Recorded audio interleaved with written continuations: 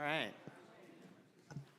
Hi, everyone. Welcome to Immigration and Asylum, Opposing Views.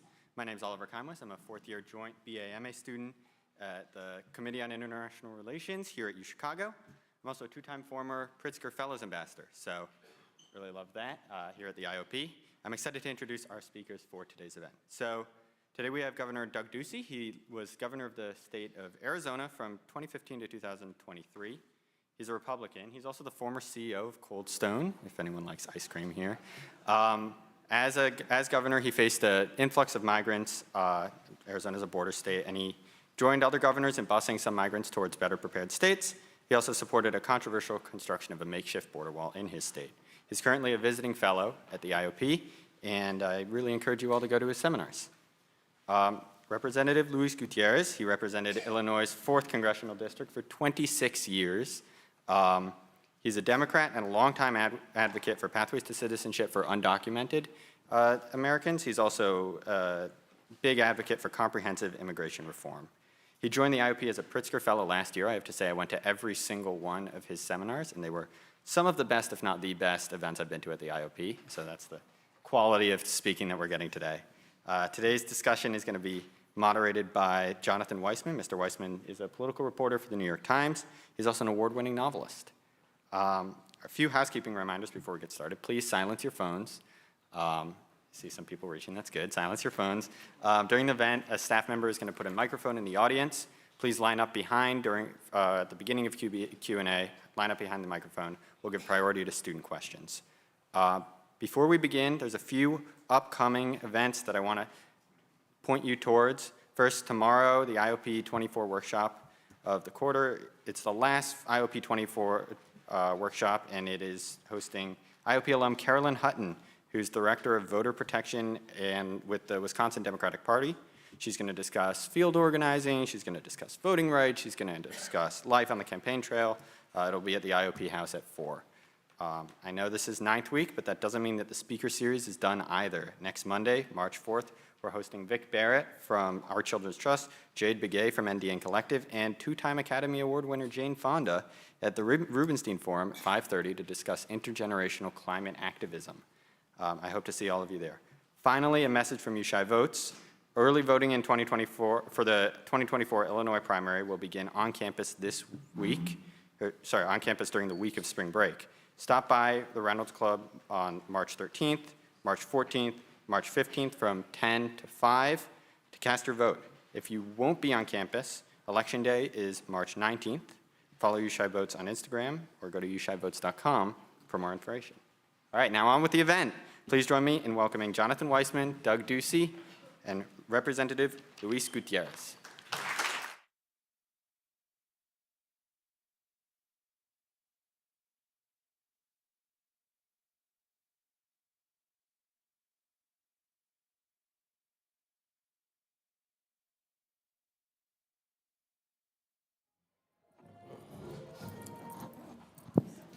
So good evening, everybody. This is a hot topic. And just to think, I just came back from a week in South Carolina covering the primaries there, and I know this is an incredibly hot topic because with the economy actually growing smartly now, with inflation coming down, and even COVID in the rearview mirror, although not in our hearts, it's really immigration is the issue for Republicans. It is the thing that you hear about all the time, immigration and the border.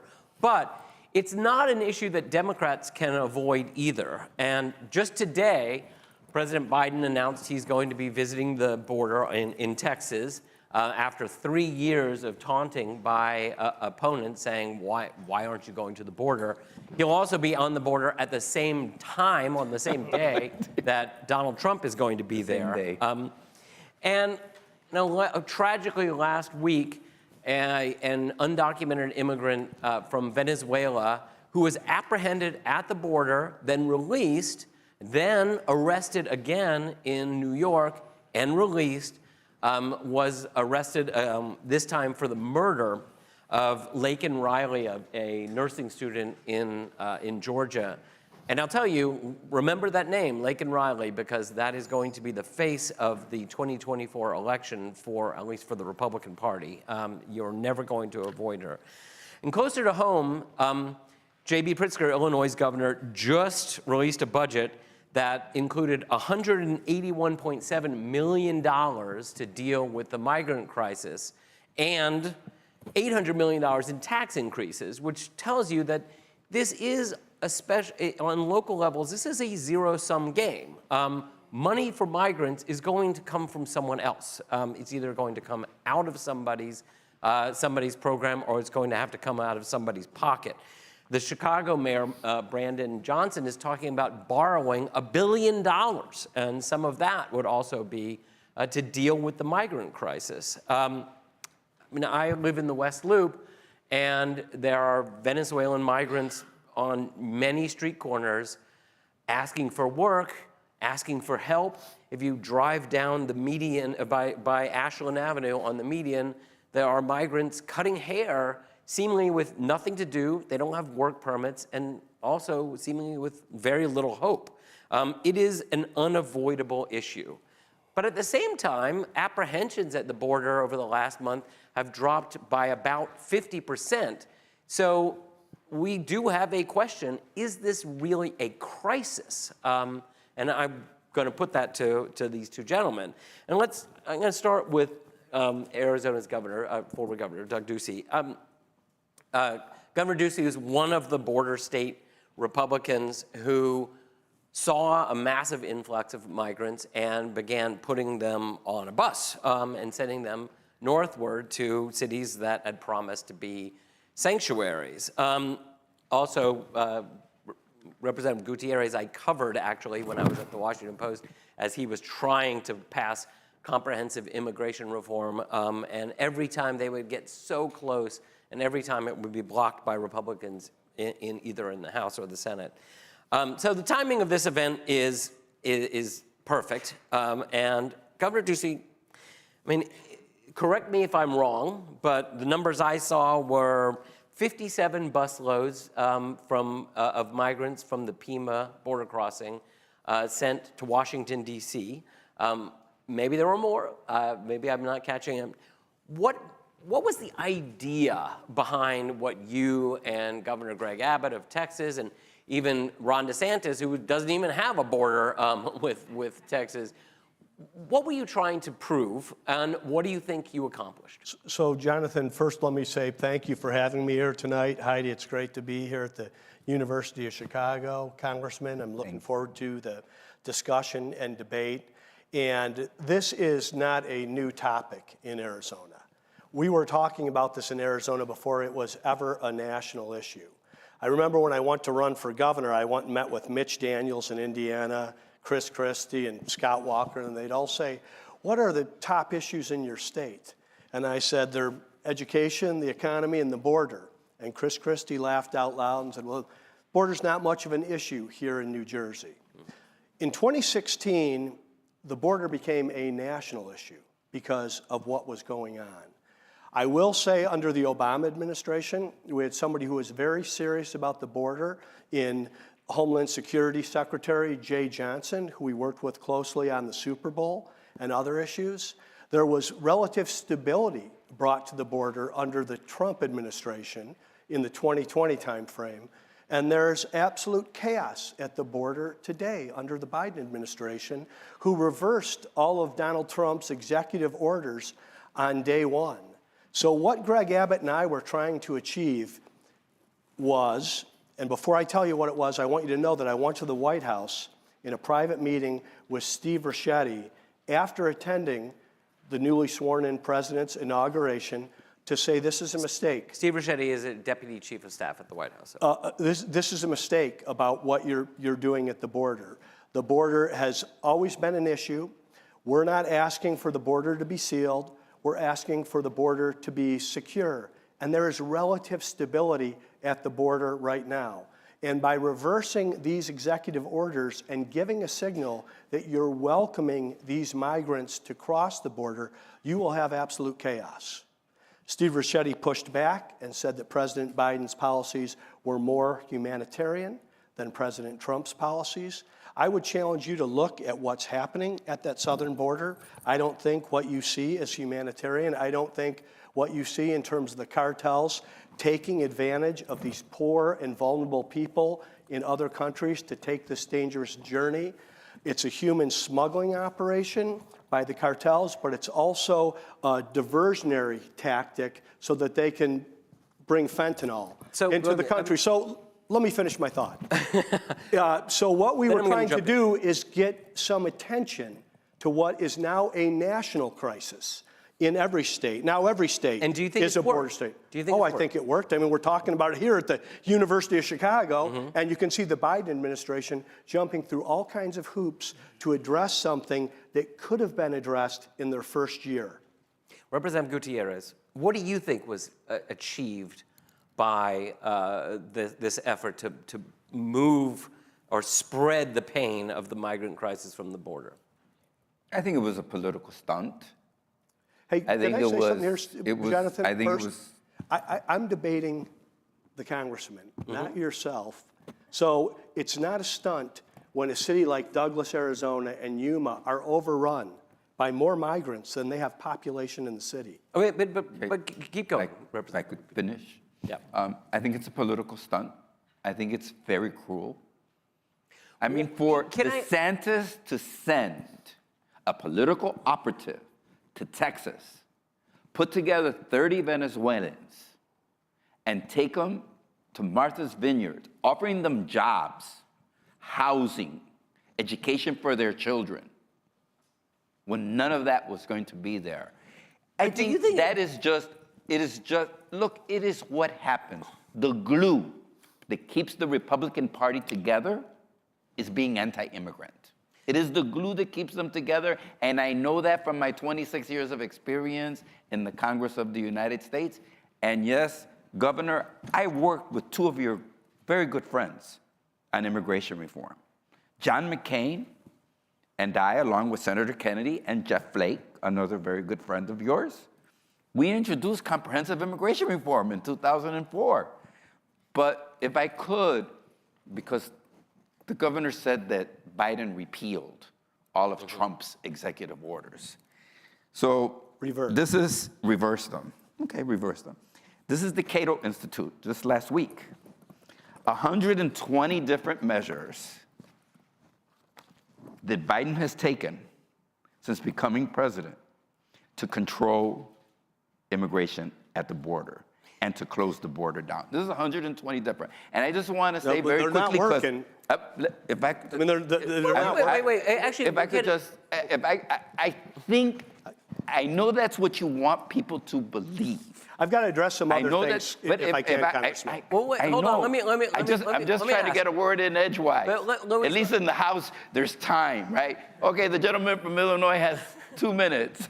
Well, I started this. Hold on, I'm going to interrupt for 1 second. Luis, what is more cruel or inhumane about having Chicago take care of migrants than Phoenix or Yuma? The shipping of them, as though they were human shadow. That is cruel and inhumane. It's promising them something that isn't there. Why not ask them? When my dad came to Chicago, when he migrated to Chicago, where'd he come? He came to live with his sister. That's what most immigrants do. They come and they live with family members.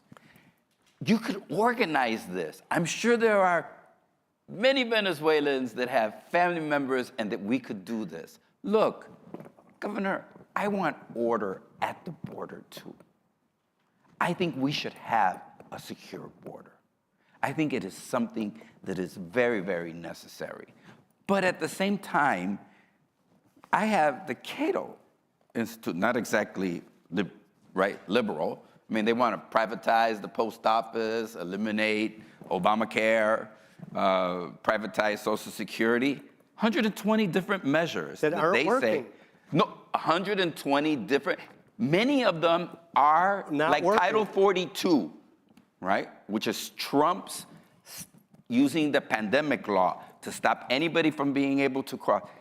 Biden let it a lapse in 2023. And then he imposed Title VIII, which has deported more people than Donald Trump did using Title VIII of the immigration reform. And I'm sorry to everybody, but it's I don't want to get into the weeds on these things, but everybody does remember when he said there's a pandemic and we need to shut the border down. So he used this obscure Title 42 in the code, and he shut it down. Biden let it elapse in 2023. But Title 42 was a thing, and I mean, and the Remain in Mexico. And I'll ask you, what Remain in Mexico, in which migrants who hope to get asylum in the United States had to wait until they were adjudicated to cross the border. Do you believe that those migrants, was the border really under control, or was it just out of sight? It was on the other side of the border, but I mean, those migrants were still being preyed upon. They were living in tent cities. Was that really more humane? I'm ready. First, I want to say, I think that if you're going to say that the glue that holds the Republican Party together is to be anti-immigrant, you haven't been paying much attention to demographic shifts in the Republican Party, to Juan Ciscomani from my team, born in Mexico, elected as a freshman in Congress, to all kinds of different factors. Yeah, there are Latino Republicans. Okay, this is not... And the glue that keeps them together in the Republican Party is being anti-immigrant. No. They're not mutually exclusive. It's not like all Latinos are pro-immigrant. We would like to have legal immigration. Of course we want legal immigration. What I would say about the Trump policies and the policies that if you would go to Republican governors challenge President Biden with 10 reforms, those were the Trump policies that we asked. There were a number of things that the Trump-Pence administration did. One was to threaten to close the border. And that got Mexico's attention, because much of it is what happens on our southern border, Jonathan, but also what happens on Mexico's southern border. If you recall, in the first Democratic debate for president, I believe the first question to everyone on that stage was, will you provide free health care to illegal immigrants? By a show of hands. Everybody, including Joe Biden and Kamala Harris, raised their hand yes. Well, that videotape is used all over South and Central America to encourage people to go on this dangerous journey. So yes, we need immigration reform, but that's what happens in Washington, D.C. We can do this by beginning with border security. To me, that is step one. And also, Luis, when you talk about... I introduced comprehensive immigration reform. I introduced comprehensive immigration reform. No, it's not going to happen. No, it's not going to happen. With your friends. Wait. It's not going to happen. If I could, can I want to just say... McCain and Flake. It's in the record. It's Flake, Gutiérrez, McCain, Kennedy. No. It didn't happen. 800 pages. The first 500 pages, border enforcement. Okay. Yes. Why did it fail? Because Republicans refused to sit down at the table and allow 10, 11 million undocumented people to be able to be free. Let's talk in America. Let's talk. Wait a minute. Let's talk about this. Right? I want to talk about the transportation. No. I'm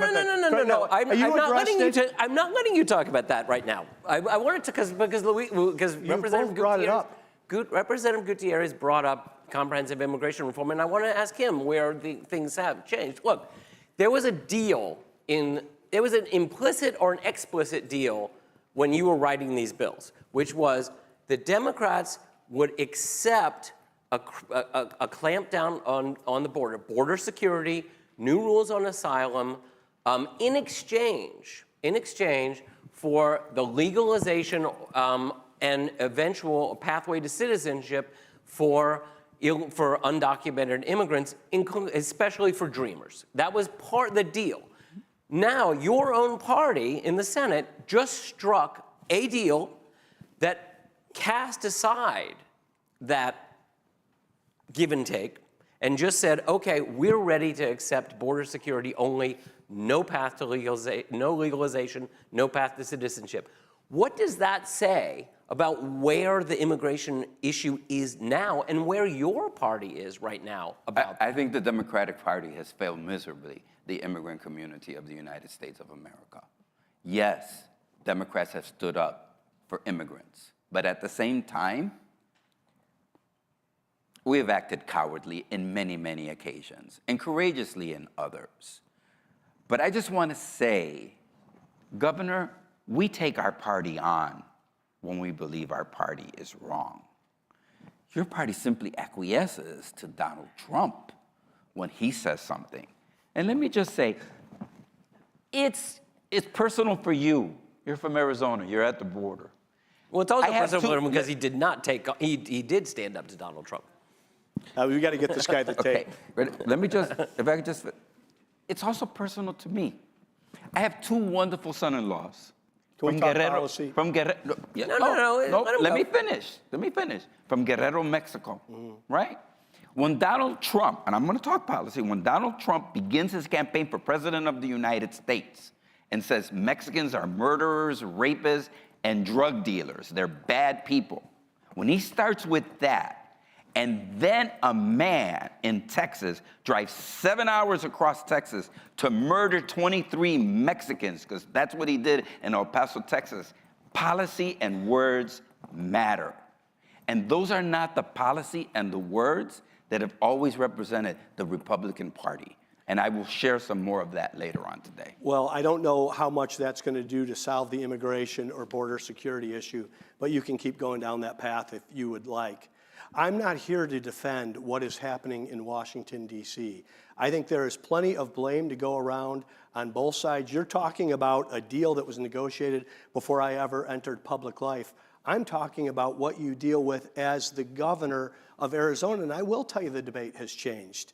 Under President Barack Obama, Jerry Brown deployed the National Guard to the border, along with New Mexico, Texas, and Arizona. Under Donald Trump, Jerry Brown deployed the National Guard to the border.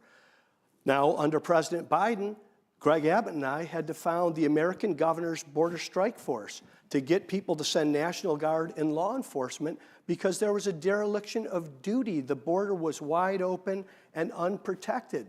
This is not only a national defense issue, it's a public safety issue, and during COVID, it was a public health issue. There is much that can be done from a policy perspective to mitigate this issue, and if you do get a secure and stable border, I can tell you there are a lot of Republicans and small business owners that want to see immigration reform.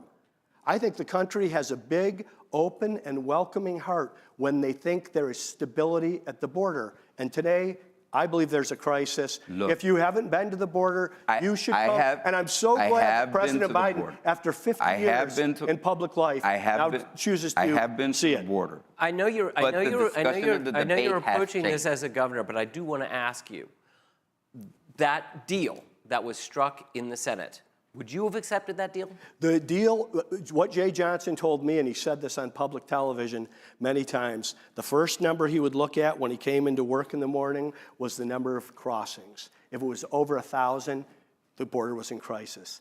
The Senate deal was at 5,000 every day.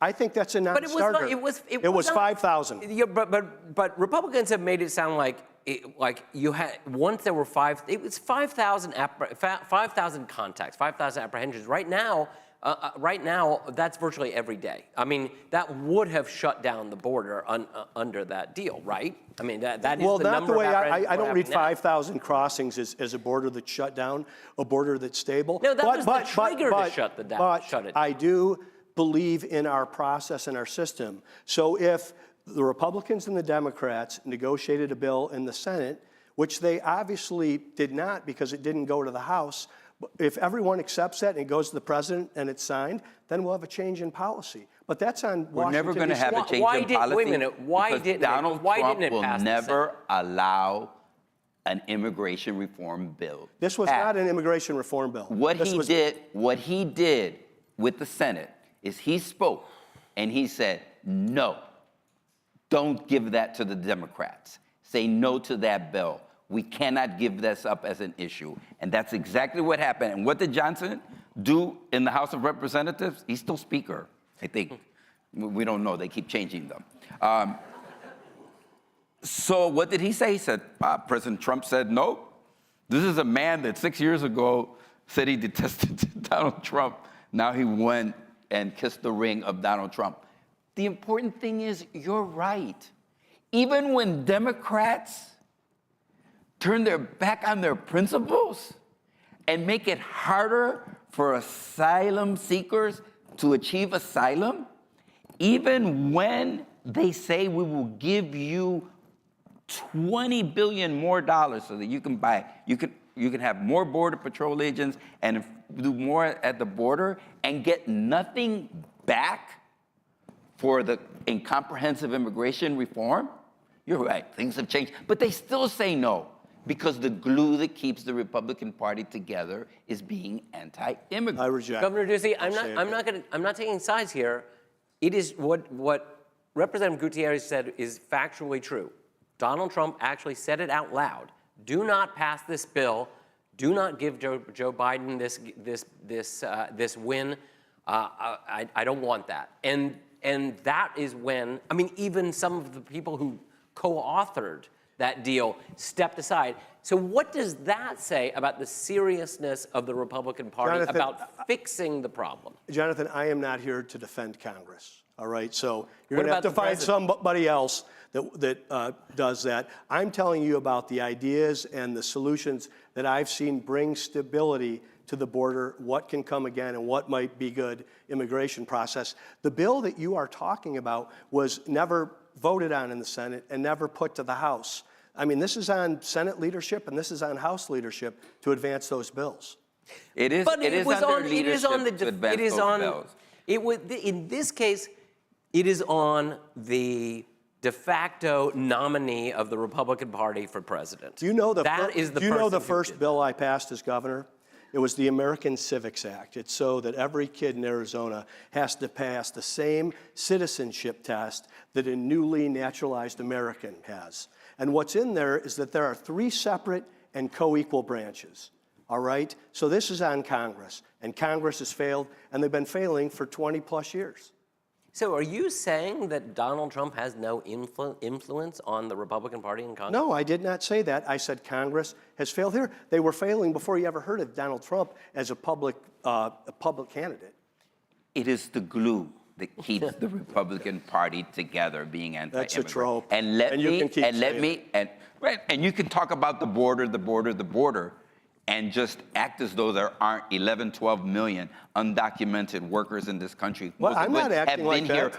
Let me finish. Most of them have been here over 30 years, right? So they bought the house, they paid off the mortgage, they sent their kids to college, and there's nothing for them. And they are working hard, paying taxes. And it's time that America follow its heart. Because if you did a poll right now, most Americans would say it is time to have comprehensive immigration reform and give a pathway to legalization to the 10, 11 million. You don't want to talk about them? I do want to talk about them, because we came here to talk about immigration. And immigration, yes, border security is important. And that's why, Governor, I suggest to you that I sat down with Republicans, with McCain and Flake. We introduced it. 800 pages. The first 500 pages was all, if we had approved it, and if Republicans had not stood in the way, you would have a secure border today. But you refuse to do comprehensive immigration. Governor, I would like to ask you that. I mean, it is true that Jeff Flake, then a congressman from Arizona, and John McCain, then a senator from Arizona, both Republicans, were the face of compromise on immigration. Where do you think the party in your state and the country has gone since then? So first, I want to say, and you keep invoking Senator McCain. Senator McCain's story to me, along with John Kyle and Jeff Flake, is another story as to why this failed. But regardless, that bill failed and comprehensive immigration reform failed. Now you're painting the picture of the hardworking individual that comes to this country. There is an alternative. You said it in your introduction. I'm talking about the fentanyl deaths and the drug trade and the cartels. This is also part of what's happening at the border. This is why, and I can't finish a sentence with this guy. A border that is orderly. We want an orderly border. You cannot find a bill that I sponsored that didn't have border security as a premise Governor Ducey, of comprehensive immigration finish what reform. you're going to say. This has been a complete failure from Washington, D.C. Thank you for your effort. It hasn't worked. What I'm talking about is a staged program that's targeted and I believe would work, and it begins with border security. It would be immigration reform that follows, that's both needs-based, merit-based, and values-based, that would address asylum. And then I would also talk about our trade relationship with Mexico. My first trip as an Arizona governor was to Mexico City. My first trip upon re-election was to Mexico City. My last international trip as governor was to Mexico City. It's Arizona's largest trading partner ×4. We were incredibly tough on the border while having a very good trade relationship with Mexico. We're lucky to have Mexico as our neighbor to the south and Canada They're to our the number north. one trading partner in the world. And 7 million Americans wake up every day and go to work because they buy goods made in America. So my Yes, point- we should have a different relationship. My point is that and you shouldn't be president of the United States and say Mexicans are murderers, rapists, Well, let me, and okay, I'm not gonna go in all the I things want that- to get back to policy here. Do you think, and I'm going to ask both of you this, do you think that if Republicans got their priority, which is border security, asylum reform, then they would allow the conversation to move to legalization, to new work visas, to then open the border? So, one, we were not going to open the border. Well, we're going open to have the a secure I'm border. sorry, open the Step one immigration. is securing the border, to have stability at the border. It doesn't have to be perfect, but it's not 5,000 crossings a day, and it is having that security there. Two is enforcement of the laws that already exist. But to simplify the answer, if we were able to do that, I believe that we would have a larger discussion around immigration reform, and like I said, needs-based, merits-based, and values-based. Now, that would be a debate and a discussion. But I think the growth in the country, the dynamism of the economy would require that. But step one is border security. And just like you have obviously tried, and others that came before you, that has not happened, I believe, because it was comprehensive. So I know that this involves some trust. The on both governor sides. is exactly correct. How so? On this we agree. Republicans only want enforcement, enforcement, and enforcement. They do not want freedom and acceptance of the fact that there are millions upon millions of immigrants in this country that have spent decades in this country working, paying taxes, and to let them see I don't think that's what I sun said. come out. No, but That's maybe what you I don't heard. think that's what you said either. But I will. Say. That's what I understood, Governor. But Representative Gutierrez, do you worked with Republicans? Mm-hmm. Do you believe that if Republicans got what they wanted with border security, the conversation would then move toward legalization and No. and legal? You immigration? have to do them together. That's why it has to be comprehensive immigration reform. We need a system that secures our border and makes sure that that border is safe and secure. But we also need a humane immigration policy that takes care of a few things. Our economy, which immigrants help grow our economy, our security at the border, but also that when someone is seeking asylum and they are in fear of losing their life, that there be a quick, effective way of determining whether or not they're going to be admitted into the United States. We would have done all of these things. But for Republicans always have said to me, just do the enforcement, Luis. And Just do the never been done. enforcement. Just do the enforcement. And it's never been then done. we'll talk about the other stuff. No, we'll never talk about the other stuff. Let's talk. It's compromise. Governor Ducey, you're a great advocate of free enterprise, and I want to talk about. I remember being on a campaign swing with former Vice President Mike Pence in Iowa, and we were in a smallish town in central Iowa, and he was basically giving the usual spiel about about the border being in crisis and President Biden being a disaster and da-da-da. And he was talking to business leaders in this town, and one by one, each of these business leaders stood up and said, I don't have any workers. Yep. I need workers. I see what you're saying, but actually, I have a group of Nicaraguans. One guy was saying, I have a group of Nicaraguans. They're undocumented, but they're such good workers. I need them. I mean, how do you balance your desire for what you're calling stability at the border for a clear need for immigration for our economy and our workforce? So I think what you're describing, Jonathan, demonstrates what a failure of policy this has become. We have made the incentives easier to come here illegally than to come here legally, and it's not working. So I do think if you start with enforcement, there is an appetite for people that Mike Pence would go see and any good conservative on the campaign trail for this immigration reform. But I do believe, politics is the art of the possible. What Congressman Luis is promoting has proven to be impossible.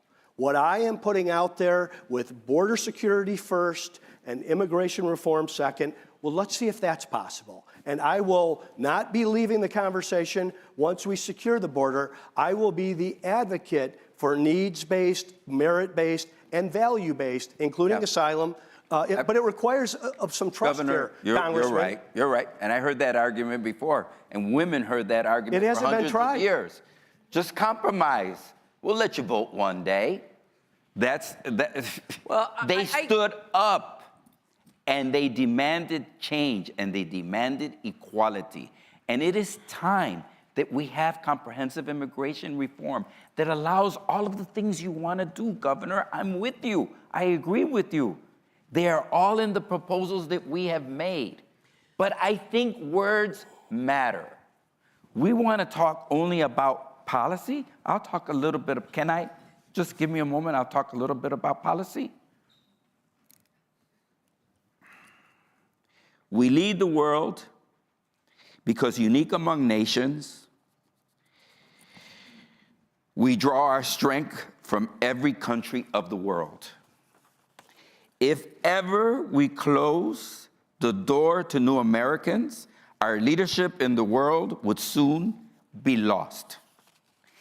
Thanks to each wave of new arrivals to the land of opportunity, we are a nation forever young. America draws the people of the world. No country on earth comes close. This, I believe, is one of the greatest sources of America's greatness.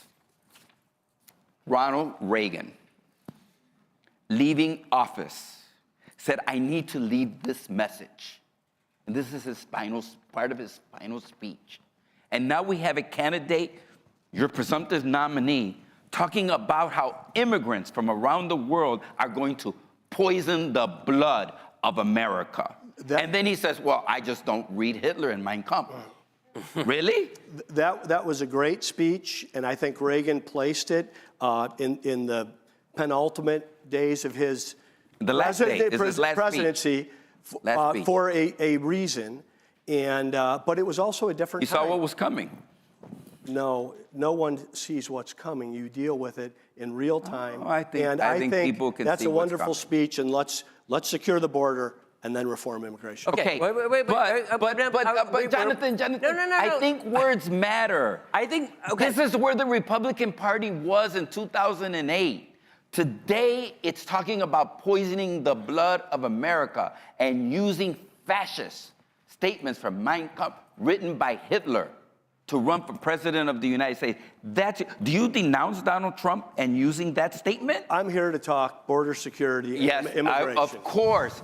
And I do think that the policies of the previous immigration. administration did much to bring stability to the border, and I think we'd be talking about immigration reform right now had the Biden administration maintained it. If you want to stop illegal immigration, you need to have pathways to legal immigration. You need to what secure Donald the border. Trump did was reduce legal immigration. We're about to go to audience Q&A, but I do want to ask I want to talk about the wall for 1 second. Yeah. I remember I was on another campaign swing with Asa Hutchinson, and somebody asked him about finishing the wall. And Asa Hutchinson, a Republican who at one point was making immigration policy at the Department of Homeland Security, talked about going to the border wall, the part that was built, and seeing different colored chalk. One chalk represented the hole in the wall that had been knocked by the cartels and the coyotes by Sentinel torches. The other call was parts of the wall that had been repaired. Is this really what we're going to do? We're going to have the Border Patrol repair wall now? Well, I think if you listen to the folks on the Border Patrol, the people that do this every day, they'll tell you that physical barriers or walls in certain areas make a big difference, especially on mass illegal migrations that will be stewarded by the cartels as a diversionary tactic to bring fentanyl or other drugs. We only have so many boots on the ground. So I think it's both the wall and the satellite and the infrared and folks on the ground and a strong policy that's well communicated that would make the real difference here. But I do think, I mean, what we saw in Arizona is these physical barriers in the areas where necessary can make a real difference, especially to stop the cartels who are real actors in this discussion. They're very powerful. These are some of the worst people in the world. They're affecting young people, high school and college kids in our community. And I think as Americans, we should find it unacceptable. And beginning to stop this begins with border security. I could not agree with you more on the different elements of border security. They have been in every bill that has been introduced. But at the same time, Governor, the art of success is to compromise, is to say, this are your values, your priorities, these are your values, these are your priorities. Let's get it done. Why can't we do both? Because every time I walk into a supermarket, you know what I say? Thank God for those farm workers that are out there in America. And yes, most of them are not American citizens. And most of them are undocumented. Luis, I live in Arizona. But they are there. No, but let me finish. But they are there for us. And you know what? It's about time to give those farm workers. I understand that. I'm going to finish, Jonathan. It's about time that we give those farm workers who feed us their liberty and their freedom and their acceptance of equality in this country. And before we move to Q&A, I just want to say that when Democrats had the majority in the House and the Senate and the White House, they failed to pass comprehensive immigration reform. And when Republicans had the majority in the House and the White House and the Senate, they didn't even try. So, I mean, I have to say, there was not a single border security bill in the first 2 years of the Trump administration. So, I will say that both parties have failed on that front. All right, now we are going to go to Q&A. I'm going to start on this side, and then we'll just go back and forth. Or do you want to handle it? Okay, Joel, you take it away. Hello, my name's Ruby Velez. I grew up an hour and a half north of the border in Tucson, Arizona. I'm the daughter of a Mexican undocumented immigrant, and I've worked in humanitarian aid groups from No Mas Muertes to the African Advocacy Network since I was around 15. And so I'm quite familiar with the asylum process. I have a question for Mr. Ducey. So I understand that, border security is it is undoubtedly necessary in this country. Border Patrol are on the front lines of, saving people who are in the desert in need of resources and support. But I believe it's concerning when we lose the human element in discussions that become politicized. You granted Border Patrol and ICE, I believe, $335 million in 2018, seeing the impending crisis at the border. But what concerns me is that there are no strings attached to that money. There have been documents of excessive use of force for years. The prevention through deterrence model, which we've adopted in border security since 1994, has been proven to be have a normalization of xenophobia. There are reports of that from the University of Arizona to Georgetown. And what concerns me is that we're seeing that money go in a kind of blanket front to these organizations without any accountability, without any objective oversight agencies. And meanwhile, we're seeing groups like Casas Elitas, who's on the ground in Tucson doing most of the work, providing shelter, providing case management, providing food to undocumented immigrants who are released onto the streets. They're out of money, and Border Patrol is offering bonuses to new hires. So I would ask you, what do you see the future of effective border security if we're seeing what's working in Arizona is not working right now? Well, I think in terms of your question, we did provide additional dollars to the men and women who are on federal law enforcement, along with deploying the National Guard, both under Barack Obama and Donald Trump, along with governors like Jerry Brown. These are good men and women that are put in a terrible position in a very difficult job, and I think it's unbelievable that states like Arizona and Texas have to shore up the difference in how to make this happen. So I have been pointing the finger at Washington, D.C. Jonathan pointed out that there's enough blame to go around here, but I think that these people do need funding, and we need more of them. I mean, the border in Arizona is nearly 300 miles long. It's wide open and unprotected in many areas, and the Texas border is dramatically longer. In New Mexico and California, under this administration, aren't even paying attention. So when we have had it shored up, or the Guard there, or additional resources, the cartels just flex and adapt to other states or places where there isn't that enforcement. I bring it back to what has happened around the deaths, the fentanyl, and the cartels. I would think on this alone, we would be able to find agreement. And I know that the congressman wants to talk about a comprehensive plan. Jonathan has pointed out how both parties have failed here, but this hasn't worked. And so my plea is that what is possible is enforcement at the border and to secure that border. And I will be as passionate an advocate of immigration reform beyond that once we demonstrate some trust with the American people that this can actually be accomplished. There's no appetite for this today, Luis, with complete chaos at the border. It is a political football for both parties in D.C. Okay, Representative Gutierrez, quickly respond, and then we're going to move into the... So first of all, most of the fentanyl that is stopped at the border is stopped at ports of entry using electronic surveillance. Because the other fentanyl gets through. So the one you interdict is at the ports of entry. The other ones are porous. And it also comes through other ways. But look, we're stopping it there. Should we argue on this point? No. We should. You want to know about fentanyl. I want to stop it. And we know the majority of fentanyl is coming through legal points of entry. And you know who's getting arrested? The majority are American citizens bringing that fentanyl into the United States of America. That's fact. I want to stop. You want to secure the border?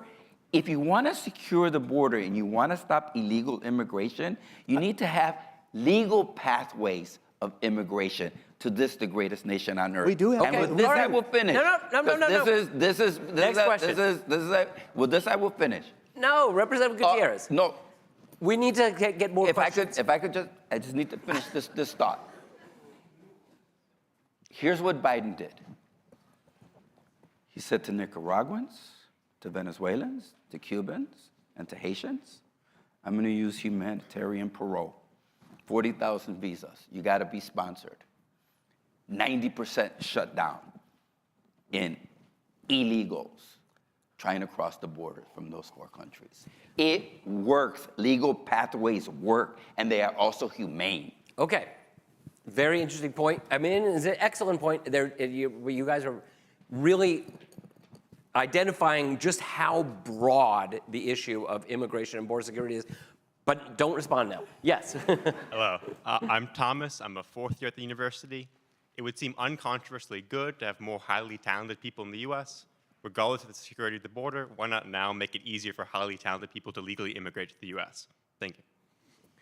So this is, the issue of H-1B visas, H-2B visas, all these things. It's an issue that we have not discussed. So what do you guys think? This was another. Actually, I must say, this is another kind of bargaining chip in Congress where Republicans want more of these Republicans have traditionally wanted more of these visas because they're for higher income workers, more educated workers who are going to pay taxes, whatever. And Democrats have not wanted to give them that without something else for workers that maybe who have been in this country for years. Is it time to stop always having negotiations like this, bargaining chips? Is it time to maybe expand the visa programs like that? I think we can expand the visa program. I don't think that's going to do much for anything at the border, but I think it's going to strengthen the American economy. Governor by Ducey, bringing what do the you, talent what do into you this think? country. Do you favor an expansion of the legal visa programs like this? I'm all for this after we secure the border. Thomas and I talked about this. I'm going to stick on it. It's something that can be done. I've seen it done. The congressman is telling me about all these things that Joe Biden has said that no one has heard, but the entire southern world saw free health care, and the drug cartels all have it on video on their phones. We need to secure the border. Okay. Hi, my name's Don. I have two questions for Congressman Gutierrez. The first question is, if the Democrats were really serious about securing the border, why do they have to include billions of aids to Ukraine and Israel as part of the border security bill? The second question is, as an international student, I've lived in this country for 10 years, and I almost got denied of my visa for hanging out in the country for too long. Why shouldn't I fly to Tijuana and cross the border and take my 50-50 chance in gaining asylum and access to employment? Well, let me just say this. I want you to stay in America. If you've been educated in this country and you're talented, as you clearly are, I want that talent to remain in the United States of America. And within comprehensive immigration reform, those things happen. And let me just say that it's not a zero-sum game. They should never, first of all, have mixed aid to the Ukraine, which I believe we should be doing now at this moment, helping the Ukrainians fight Putin and his fascist dictatorship. I think we should be doing that. We shouldn't have mixed it. We should have just passed it. We should have sent them the armaments and everything they need, and we should be supporting NATO, number one. Number two, it's not a zero-sum game, right? Immigrants come to America. The Congressional Budget Office just released their 10-year forecast, economic forecast, 2 weeks ago. Here's what they said, Governor. $7 trillion increase to the GDP of the United States of America in the next 10 years. There'll be $7 trillion. $1 trillion more monies to the federal treasury, mostly because of immigrants. Yes, the new immigrants that are coming. And don't take the Congressional Budget Office, it's a nonpartisan office used by the Congress. This kid was asking about Ukraine. If I could, I don't know where well, he did answer that. He did answer that. I mean, this is great. This is great. You know what? Congressional I am stuff. trying. Well, wait, Don't start the congressional stuff. You know, you're an invited guest to the city of Chicago, and you know we welcome you here. We may not agree with you in the city of Chicago, but we welcome you here. And we could just be polite, just for a moment. Well, wait a minute. I just want to make clear one thing. Don't take my word for it. The chairman of the Federal Reserve Board, nominated and put in place by Donald Trump, said that immigrants are a net plus to the economy of the United States of America. And if we would have legal immigration, we could spur even a greater economic renaissance in the United States. Nobody's making a case against that, Luis. The question was, yes, you are. You're why saying did secure the Congress border, we're not going put to do Ukraine anything funding else. in a bill that had already been too much to pass the Senate and the House? That was the question. Yeah, but they did separate them. Next question. They did separate them. Next question. Hi, I'm Desmond Saunders. I'm a first year at the college, and I just want to. We talked a bit about relations with Mexico, but I was just wondering what your thoughts were on how the U.S. should be handling relations with the countries where the majority of immigrants are actually coming from. Like, should we be rethinking sanctions policy on Venezuela and questions like that? And I understand that's maybe more of a long-term way of trying to approach immigration, but do you think that that can ultimately be more important than the sort of the short-term things that we've been talking about here? That's an excellent question. The question is, can you get to the root problem, which is the flow of migrants from these countries where chaos is reigning? I heard the question, and I think the root cause of the problem is in the Oval Office on what's happening at the border. But I do think you bring up a good point, and it was Milton Friedman of the University of Chicago who said, when the crisis comes, people will look for the ideas that are lying around. And I think the crisis is not only what happened at the border, but also COVID-19, our supply chain, and our reliance on China. And I believe this should be a wake-up call for whatever you want to call it, a new Monroe Doctrine, of us to find a way with our neighbors and friends like Mexico, Central America, and South America to shift more of this trade relationship to help their economies become healthier. One thing I always talked about when I was asked why I was spending so much time with Claudia Pavlovich, the first female governor of the state of Sonora, I said, this is our largest trading partner. And when Mexico has prosperity, we have peace at the border and people have better options. We all saw what happened with COVID-19, China, and the supply chain. So I think there's a lot of opportunity here to fix the focus on how we do this from economic trade and development.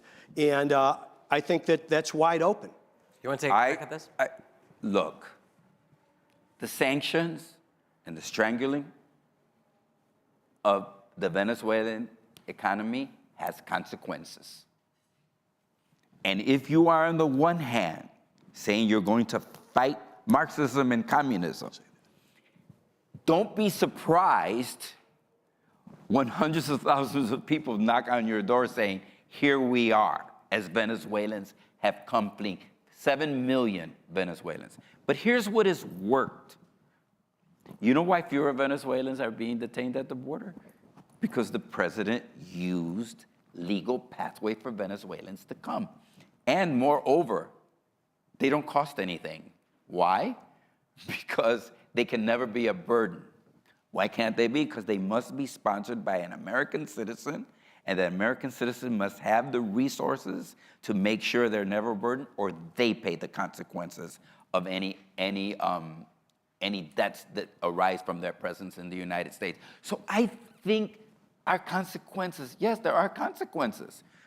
There are consequences. There are reasons why people come to America, and sometimes we are the cause of those reasons. All right. Sometimes the president invites them. But all right. We could do an entire debate just on climate change and immigration if we wanted to, but we have to move on. Okay. Hi, I'm Neha Modak. I'm a second year in the college. Governor Ducey, you spoke highly of your work with Governor Abbott, so I would like to ask about the passage of Texas Senate Bill 4, which criminalizes undocumented immigration in the state of Texas, and many experts say will increase racial profiling and harm immigrant families. So I would like to ask how you justify these conservative laws that, in the name of border security, potentially harm immigrant families that have been here for generations. I think you see a good governor doing everything in his power to address an issue that the federal government is absent without leave. You've seen Secretary Mayorkas. He hasn't paid attention to the border at all. Kamala Harris was named the border czar. I don't think there's been anyone more unserious about the border in the last decade than Kamala Harris. I don't think she's ever been to the border until she was named that position. So you see Greg Abbott doing everything he possibly can. And what this really is asking the federal government to do their job and to do their role in this, and they're not. Well, first of all, let me just correct one thing. Vice President Harris has been to the border. When she was a U.S. Senator from the state of California, I was with her in San Diego, and we went to the border. So she has been to the border. California also has part of the border. And you have a wall in California. I have a wall in California. I'm sorry. Okay. It distracted me from where I was thinking. I was going to talk about Harris. And you know what? I was pretty disillusioned because you say that Biden wants an open border, open border, open border, open border. Yet when Vice President Harris went to Central America, what were her parting words to Central Americans and to Latinos and Latino? Don't come. Don't come. Does that sound like an open borders kind of vice president of the United States? Those are the facts. The fact is that there isn't an open border policy at the border between the United States. We could do many more things to secure that border.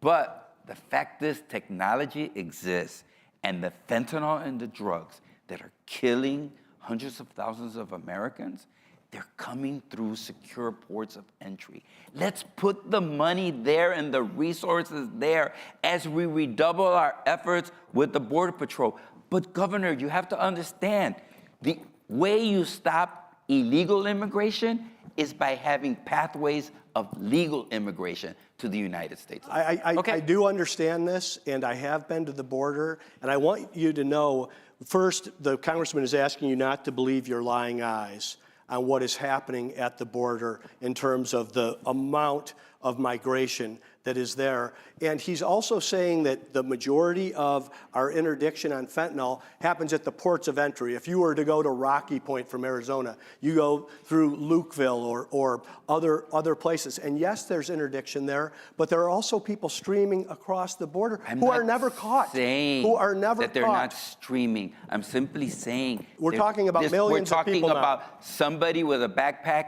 and somebody with a truck. Let's stop. You can bring in a lot of fentanyl with a backpack. You and I can agree we should stop the trucks that are coming across. I'd like to stop as much of it as we can. Yes, Okay, we can, all right, and all you right. and I agree that we should stop that. Okay, next question. Hi, thank you so much for agreeing to speak here today. I am a third-year student at the college, and I am training to be a lawyer that hopefully one day works in criminal defense and immigration. Here's my question. And I would like to open it up to both of you, especially the governor, because this is a question that congressmen have kind of talked about, and I would like to sort of like press an answer from you, if that's okay. I wanted to ask if we all agree that immigration is a pivotal force in this workforce and contributes positively to the economy of the United States of America. Why can't, like what Congressman has proposed, right, to simultaneously enforce a secure border and also the legalization process, because we're not actually changing anything that is propelling people to leave their home country and to come to the United States. There is barely anything that the United States can do about that. So you're not changing the fact that people are coming. So if you are increasing enforcement at the border without providing people a path of legalization, you're just increasing more conflict and, pain that is happening at the border right now. So why can there not be a simultaneous reform of both enforcement, securing the border, and also providing people with a legalization pathway? Why does it have to be, as you were suggesting, enforcement first and legalization comes second? What is there to preventing simultaneous processing? I think it's a very fair question. I'm only using the evidence of what I've observed in Washington, D.C. for the last 3 decades.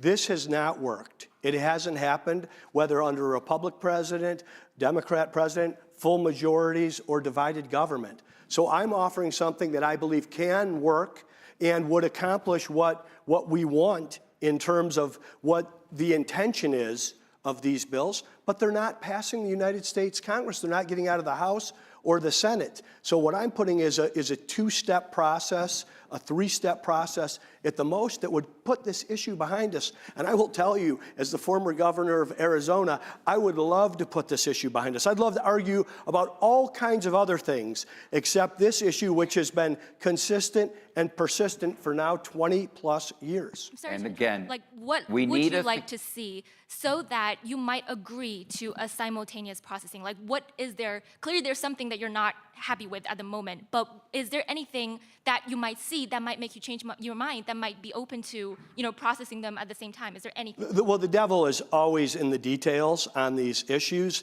That's why I've tried to communicate as clearly as I can on what comes first. On the Senate bill, which I don't think was ever voted on, Yes. the thing that I was surprised about was the number 5,000. But again, I understand it's a negotiation, and for you to ask, Jonathan, is this the right thing to do to negotiate? I mean, that's what congressmen and senators do.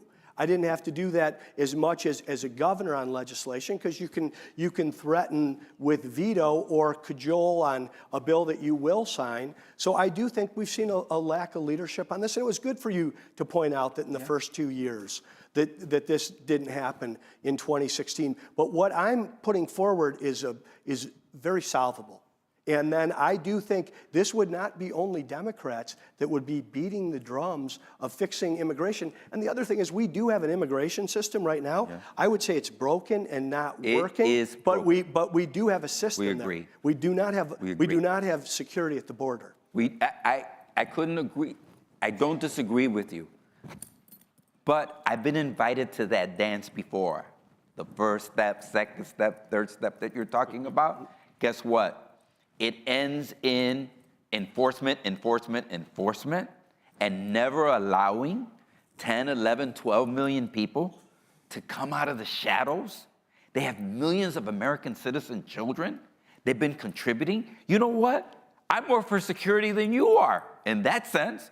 I want the 11, 12 million to come, give their fingerprints to the FBI, go through an exhaustive background check, and if they pass, we give them a permit to work in America. Right. And if after 10 years, they are fluent in English and can pass the civics test that you were so proud of promoting in your state, then I say we give them a green card. And maybe 5 years later, and this was in our bill, 15-year trek before they could become a citizen of the United States. But guess what?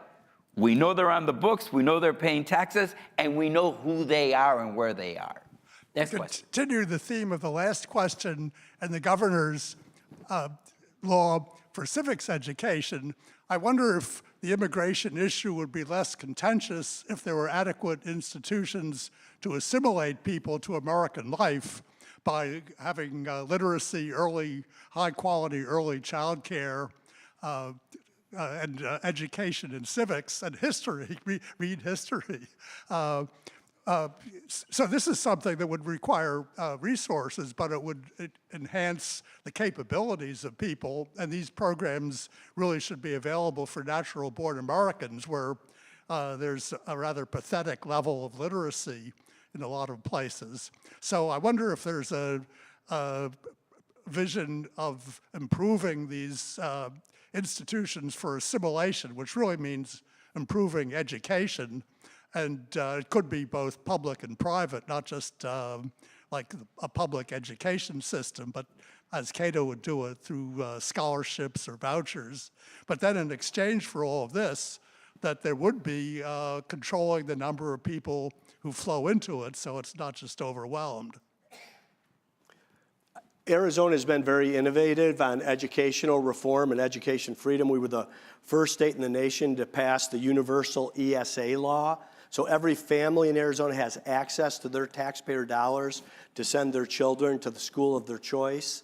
I think you would be very happy with the informed history and civics that's being taught in so many of these schools. But I do think American K-12 education in many places has flatlined, so that kids that are trapped in a poor zip code or a failing school are not getting the same opportunities as the bright young people here that are at the University of Chicago.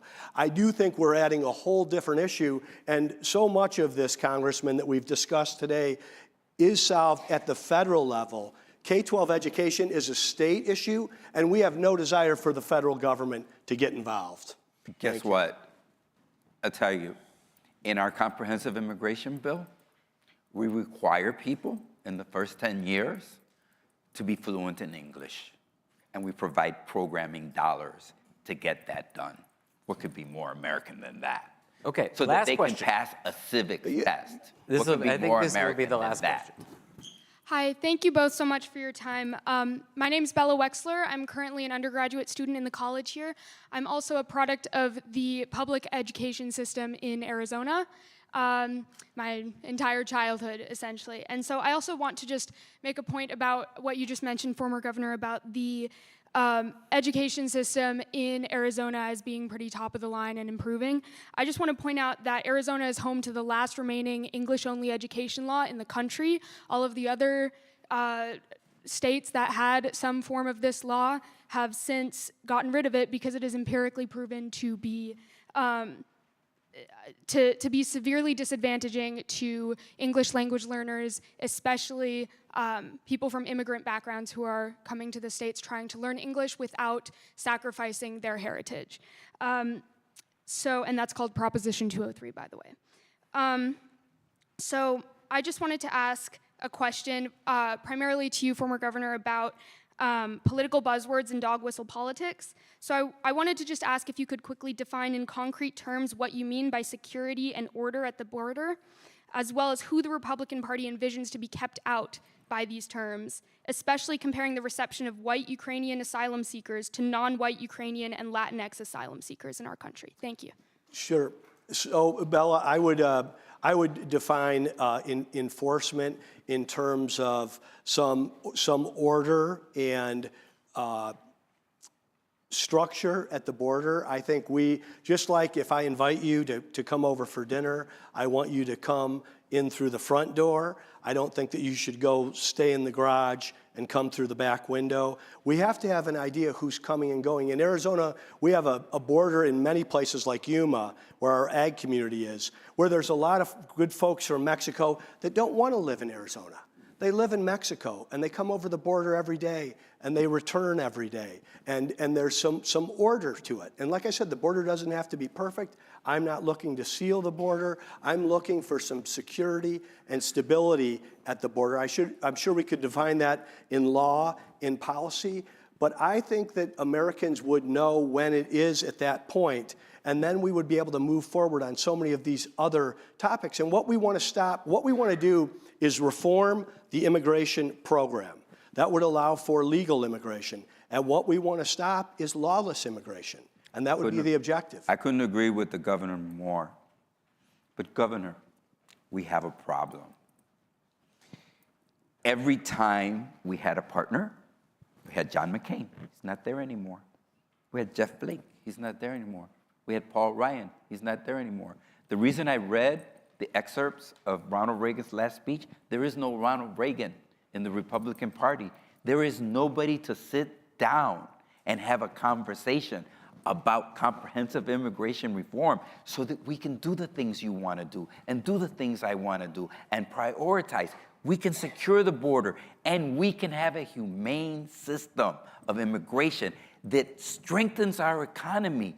Every economist has stated so, that immigration to the United States is what the strength is. Was Ronald Reagan wrong? He said that that's what makes America great, that we bring the strengths of so many countries to this country, the United States of America. And lastly, I want you to know that I'm happy you have the civics test. I helped 50,000 people become American citizens of the United States. I had them enroll in English classes. I have them enroll in civics classes. They successfully swore allegiance to the United States of America. I'd like to see more of that. Okay. And that's the America, Let's stop. I believe. We're going to ask one more question, and I'm going to wrap it up. Thank you. Hi, my name's Lei. I'm a first year at the college studying public policy and data science. I'm from California, so I have a pretty big background in specifically learning about the history behind the US-Mexico border. I've done a lot of research on it, and I've actually worked with DACA and nonprofits in both California and Illinois thinking about all of this and getting people the help that they need, specifically public services, because they're already here. So my question is, thinking historically, especially when we're thinking about the Bracero program and how people were quite literally promised a future in the United States and then stayed and had opportunities in California as farmers, as other people, that essential labor that we have always wanted from Mexicans in the United States. What can we do to actually make we don't want history to repeat itself, and we want systemic change. So even after securing the border, what happens after that? How are we going to change our relationship with Mexico so that the NAFTA agreement, for example, doesn't continuously put Mexico at a disadvantage and make people want to leave? How are we going to secure that? How are we going to create a political equilibrium in that way? I'll let you take this first. Thank you. First of all, I want to say that one of the reasons I voted against the North American Free Trade Agreement was precisely what you're talking about. Americans lost jobs. They were sent to Mexico. The refrigerator and the air conditioner still cost more.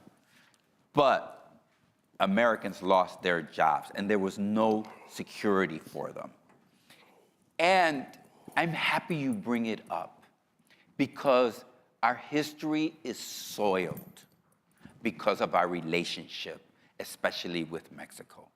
Between 1929 and 1939, the beginning of the Depression and 10 years later, 2 million Mexican and Mexican Americans were deported back. Yes, 60% of them were citizens of the United States of America. Operation Wetback, 1954.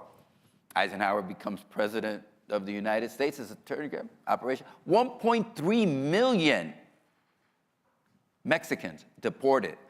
Again, hundreds of thousands of them citizens of the United States of America. That is the history of the United States of America. And we should have a new history. A new history. We live in the Western Hemisphere. You know who Americans are? Canadians are Americans. People who live in the United States are Americans. So are Mexicans Americans, Central Americans, South Americans. We are all Americans. When are we going to make a priority of our hemisphere so that we can all work together instead of using immigration and division as a tool to promote our political party and our political victories? I think we need to end that. Governor Ducey, I'm going to let you have the last word, but I will say that President Trump, Donald Trump, the presumptive nominee of the Republican Party, have actually spoken very highly of Operation Wetback and has talked about resuming that when in another term. I have presented what I think are solutions going forward. I'm not here to talk about the history going backwards. I think there's a lot of people of Hispanic descent in Arizona that would take real issue with some of the things that you said, Congressman, and I think they think quite highly of the United States of America and are thriving in our state. We can talk about things that have happened in the past all day long. I would want to bring solutions to the table. I think I'm providing a solution that can happen here. And I think there is so much that can happen beyond this, not only for our country and its people, but our free enterprise system. Shall we renew Operation Wetback as Trump No, wants to? I don't believe we should, but I think we have a great guest worker program. I think we have a great guest worker program in Arizona around agriculture that is a model of what can be done. Somebody talked about the HB1 visas, which are some of our most talented folks that love our country, were educated here, and would stay. I think all of these issues can be addressed if we begin with securing the border. I know, Congressman, you politely said several times that we agreed or you agreed with me, but I don't think, at least what I've witnessed in Washington, D.C., I don't believe this can be done comprehensively. I do believe it can be done in a step-by-step. We're never going to have immigration reform as long as we have a president of the United States that believes that immigrants simply poison the blood of America. This is left to the people, okay? This is left to the people, and I believe the people have done this before, and we should secure the border. And let's not repeat. Okay, I think that was a great place to end it, because I do agree that we have an election coming up, and it's not just a presidential election. There will be House and Senate and State House races, and as you can hear today, immigration is going to be a huge issue, and I think that the people will get to speak, and I think that all of you got to see just the breadth and complexity of this issue. So give our debaters a chance. Thank you.